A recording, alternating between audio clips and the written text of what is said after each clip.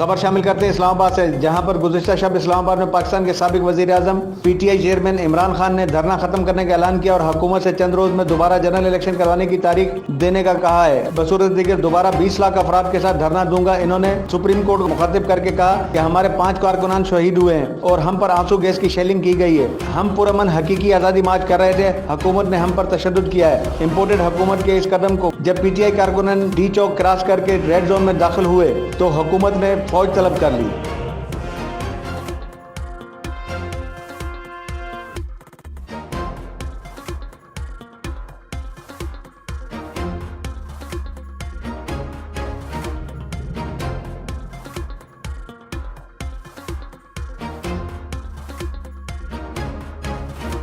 मजीद खबरों और अपडेट्स के लिए देखते रहिए हमारा YouTube चैनल HRJDO न्यूज़।